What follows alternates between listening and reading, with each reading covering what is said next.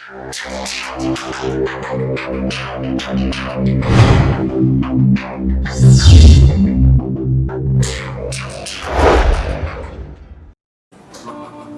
everybody, bismillahirrahmanirrahim. Assalamualaikum warahmatullahi wabarakatuh. Hamdan wa syukrulillahi wassalatu wassalamu ala rasulillah amma ba'd. Ya, teman-teman mungkin pada tanya, ini Pak Tuba lagi di mana ya? Saya sedang ada di kampus, sedang ngantor work from office. Jadi sekalian kita ngambil tag video ini. Bagi teman-teman sekalian, video ini diperuntukkan untuk teman-teman yang ada di MKI, Manajemen Keuangan Islam, yaitu yang mengambil seminar perbankan, seminar keuangan perbankan syariah. Nah, pada pertemuan yang kedua ini, kita akan sedikit memberikan teaser atau before class assessment atau before class introductions. Itu apa terkait tentang bagaimana tata cara peneliti untuk mendapatkan ide-ide.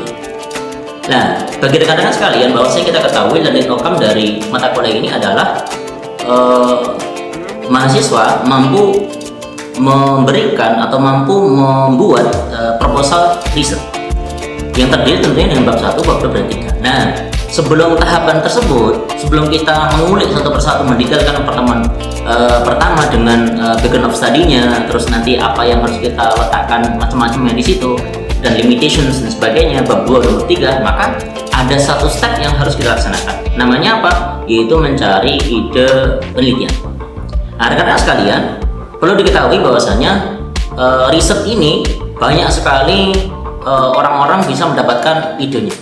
Ada yang unik-unik, ada yang macam-macam, ada kegiatan yang berbagai macam. Tapi pada intinya, kalau kita rangkum keseluruhan itu ada 3 yang paling besar. Tata cara bagaimana periset, baik dia pemula ataupun yang sudah pada intermediate bahkan advance, itu biasanya dikelompokkan dengan 3 cara. Apa itu diantaranya? Pertama adalah biasa yang kita dengar namanya riset gap. Peneliti dia cenderung untuk melihat apa atau sesuatu yang memang masih menjadi celah, gap of research. Maka dari step pertama ini biasa orang melihat riset-riset terdahulu, previous studies. Di antaranya beberapa misalkan diklasifikasikan di ini topik-topik yang bahasan terkait tentang Islamic economics, ini bahasan terkait tentang Islamic finance, ini social finance, ini micro finance dan sebagainya. Jadi udah dibuat kelompok-kelompok. Nah, ketika dia telah membaca banyak artikel ini, paper-paper, jurnal-jurnal ini, terus akhirnya kita bisa stand up point. Kita bisa memberikan satu kontribusi, memberikan satu novelty. Saya akan meriset bagian ini yang orang lain belum pernah meriset ini.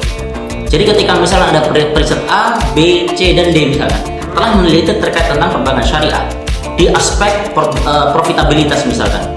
Nah, bagaimana kita akan meneliti terkait tentang profitabilitas perbankan syariah yang orang lain belum pernah meneliti? Maka biasanya kita sebut dengan riset gap atau celah di mana kita ingin meletakkan puzzle dalam riset tersebut. Jadi orang-orang telah meletakkan puzzle tersebut, terus kita ingin memberikan satu brick, satu poin di puzzle tersebut. Ini yang pertama. Dan yang kedua, riset biasanya melakukan risetnya itu melihat dari mana? Dari namanya fenomena. Fenomena ini maksudnya adalah melihat keseluruhan bagaimana kejadian yang terjadi. Maka fenomena ini bisa diklasifikasikan misalkan dalam 3 atau 4 kelompok. Pertama adalah yang sifatnya global. Maka apa saja fenomena yang terjadi secara global? Perlambatan ekonomi, perlambatan pertumbuhan ekonomi, nilai tukar uang yang mulai melemah, atau pandemi yang sifatnya global dan sebagainya. Ini fenomena yang terjadi. Terus yang kedua sifatnya apa? Bisa tingkatnya regional. Regional dan nasional ini bisa dikelompokkan menjadi satu. Bagaimana satu negara melihat atau dilihat dari pertumbuhan ekonominya, aspek perbankannya yang itu terjadi fenomena di tempat tersebut. Ada kenaikan dan sebagainya dan sebagainya. Terus yang ketiga biasanya melihat dari aspek sektor yang kecil, dari sektor-sektor industri masing-masing, baik di mining, keuangan, misalkan consumers dan sebagainya, itu dilihat satu persatu. Dan biasanya yang paling kecil sekali bisa sampai pada fenomena perusahaan. Nah, perusahaan kecil sekali itu nanti bisa kita laksanakan risetnya. Apa yang fenomena terjadi, baik teori dan prakteknya itu berbeda. Nah, ini yang harus kita lihat. Maka ini biasanya dia sudah mempunyai barrier knowledge yang kuat, pengetahuan di kepalanya yang sudah kuat, terus melihat fenomena yang terjadi, akhirnya dia bisa memunculkan satu riset yang ini tentunya untuk memecahkan masalah fenomena tersebut. Terus yang ketiga, biasa peneliti mendapatkan ide untuk melaksanakan risetnya itu apa? Dengan apa? Yaitu dengan melihat regulasi atau dengan kacamata regulator point of view. Maksudnya seperti apa? Maksudnya seperti ini.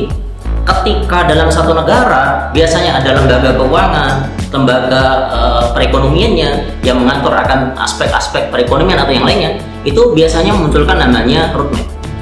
Roadmap inilah yang menjadi acuan di mana pemerintah ingin menuju pada satu titik yang itu nanti akan tercapai. Maka tentunya membutuhkan instrumen-instrumen untuk ke situ, untuk pada ujung tersitu. Makanya kita memerlukan namanya riset regulasi. Maka disinilah biasanya kita melihat diantaranya contoh otoritas yang paling tinggi di keuangan di Indonesia, diantaranya adalah Bank Indonesia.